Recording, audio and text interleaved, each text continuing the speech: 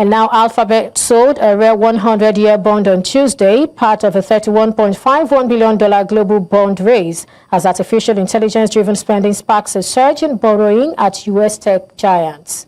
Alphabet's sale of the Century bond is the tech industry's first since Motorola's issuance in 1997. Google's Century bond was met with demand nearly 10 times the £1 billion sought, according to IFR data, and comes with a 6.05% yield. Oladipo Ajayi, head fixed income, Chapel Hill Denham Securities, joins me for more on this. Thank you so much for joining me today. Good morning. Thank you very much for having me. All right. Now, Alphabet could have sold stocks, but it chose bond, a Century bond at that. What's your reading of it? I mean, given that it could outlive anyone who bought it, if not all of them. Well, if you're buying stock as well, it's in the same dimension because stock is also to perpetuate.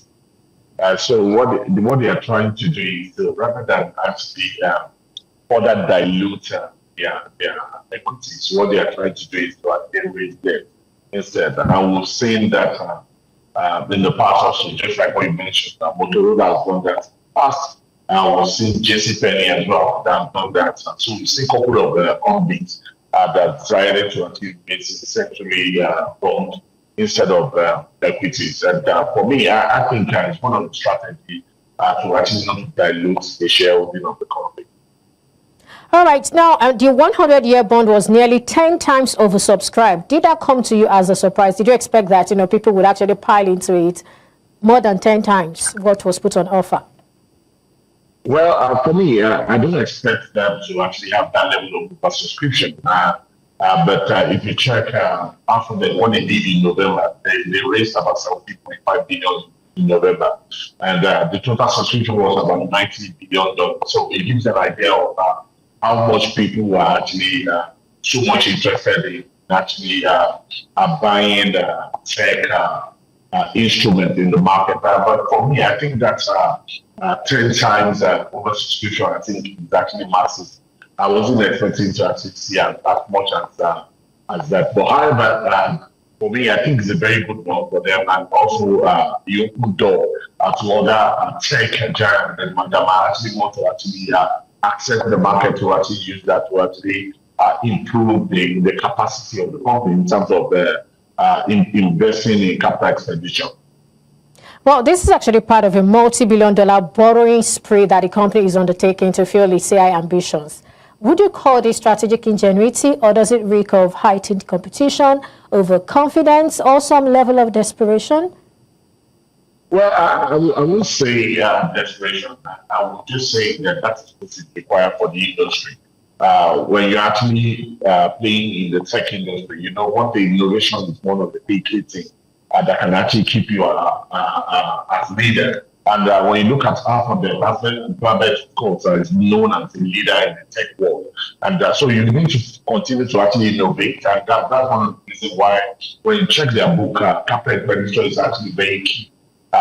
This year, they are looking to actually increase their capital expenditure from $185 billion. That's almost 2 times on what they actually spent last year. And what they do that is also into research and development, just to be able to actually unravel new innovations that can actually continue to keep them in front. So I would say that it's a bold decision that you need to take as a giant.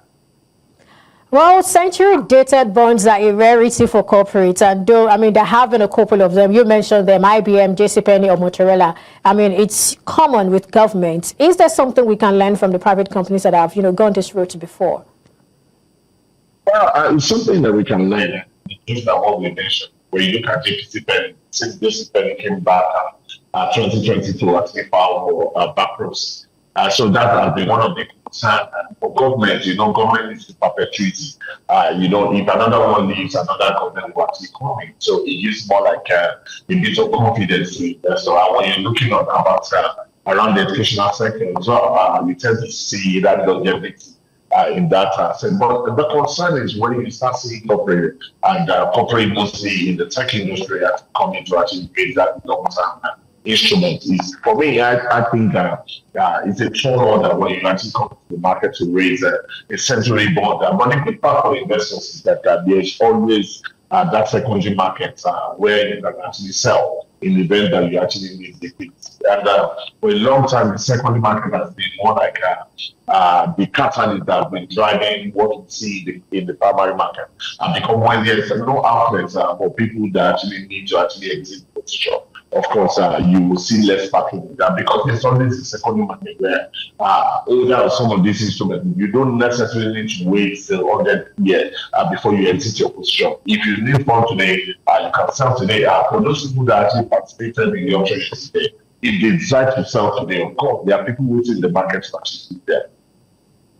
All right. I mean, that was supposed to be my next question. What should be the playbook of the investors, whether they're institutional or individual? But I guess you've already answered it. The secondary market, definitely. Thank you so much, Oladipo Ajayi, Head Fixed Income and Forex, Chapel Hill Denham Securities, for your time on Business Edge today. Thank you very much for having me this morning.